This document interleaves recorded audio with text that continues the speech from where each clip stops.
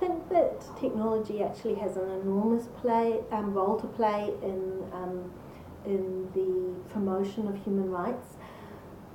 Basically, it enables people to form community and create space to dialogue over issues that we just didn't have before.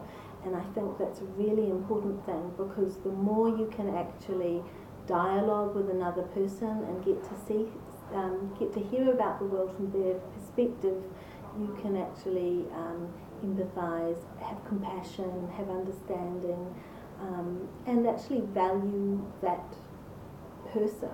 Value what's different about them as well as what's the same as you. So I see social media and the internet and technology as a forum for that.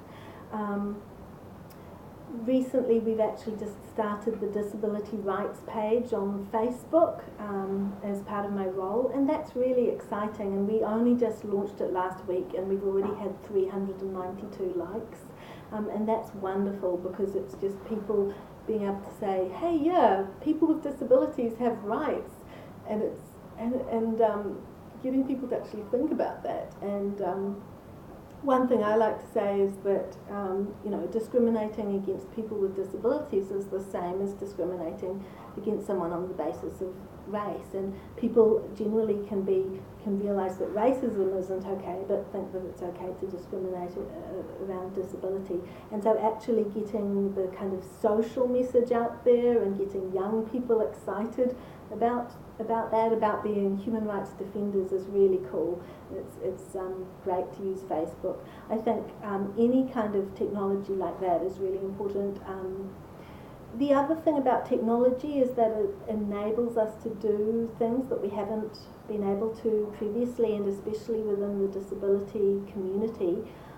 It can be very enabling, particularly for people who have limited mobility, who can use Facebook or wherever as a site to actually meet and communicate ideas. Also, for people within the deaf community, being able to use text is really important. I think that organisations and businesses and everywhere need to start being text capable to enable people who are deaf to talk via text to them. There are telephone relay services, but they involve the conversation having to go through a third party.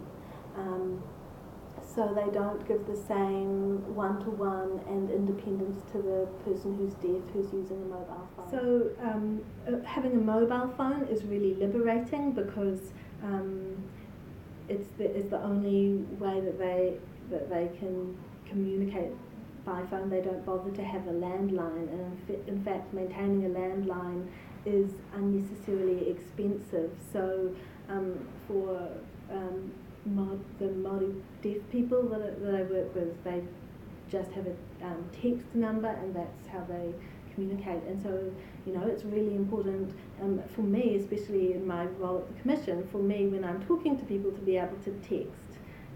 Yeah.